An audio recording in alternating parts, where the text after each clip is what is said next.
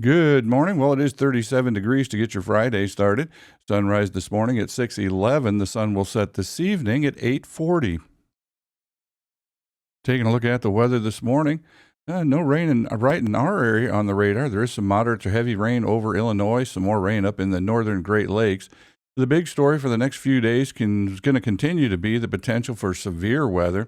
Taking a look at the categorical outlooks for today, we see an enhanced risk area centered over Iowa with a larger slight risk area and a marginal risk area yet around that.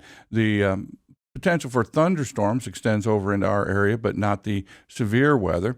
That is for today. For Saturday, another large area, slight risk area centered out over Iowa and Nebraska with a marginal risk area that reaches well over into Ohio. Almost us, but just not quite. But again, we are in the risk of thunderstorms. And for Sunday, very large area, potential severe weather with a large enhanced risk area out in the central states with another slight risk area and marginal risk area out around that. Sunday's shaping up to be potentially quite a bad day for severe weather out in the central U.S. Actually, Monday's even looking a little bit worse. So the next few days we got to get through Tuesday, and then the jet stream pattern changes, and we should have a few calm days. But good chance of some severe weather over the next few days. And unfortunately, the severe stuff is, as forecast, going to stay to our west, but we are going to get some rain and some thunderstorms associated with it. Now, taking a look at our forecast for today, we'll have increasing clouds with a high near 69. For tonight, partly cloudy with a low around 52. For your Saturday, I hate to tell you, but it's going to be showers and thunderstorms with a high near 78. Sunday looks maybe a little bit better. The rain should hold off till maybe in the afternoon, at least on Sunday. It'll be partly sunny with a high near 83 on Sunday.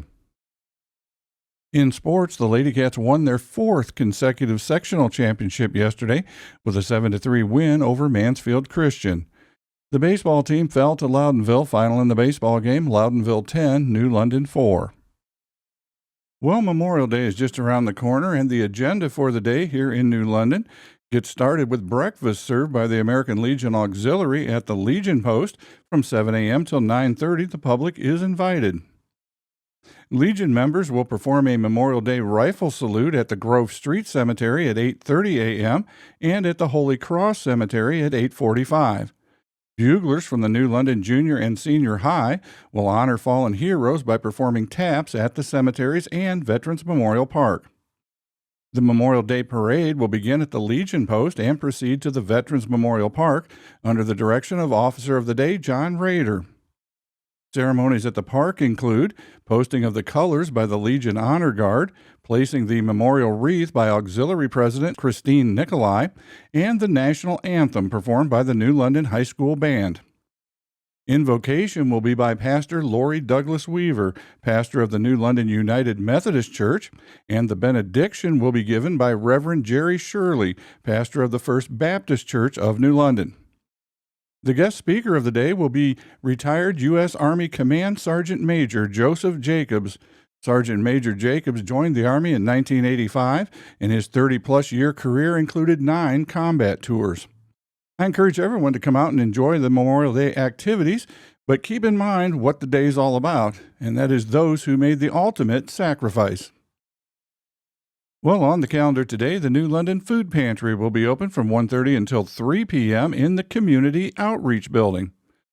The high school track team will host the Firelands Conference meet this afternoon.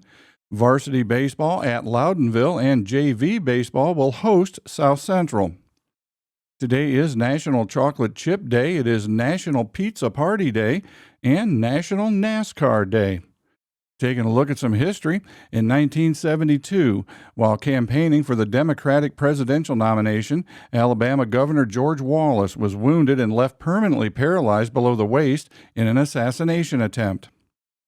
In 1940, nylon stockings first went on sale to the general public, and American stores sold out in just a few days.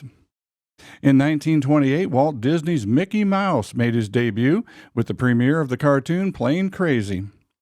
And in 1918, the first regular airmail route in the United States opened between New York City and Washington, D.C. Well, the answer to yesterday's trivia question Edward Jenner administered that first smallpox vaccine.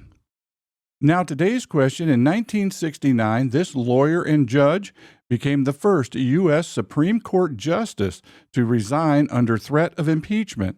Who was that justice? Well, finally, I'll leave you with this little fact for the day. You know, a polar bear's fur is not white. It's actually pigment-free and transparent and reflects visible light. Now you know. Well, I'm Steve. Thanks for spending some time with me this morning. I hope you have a great day and your weekend gets off to a good start, and I'll see you on the next video.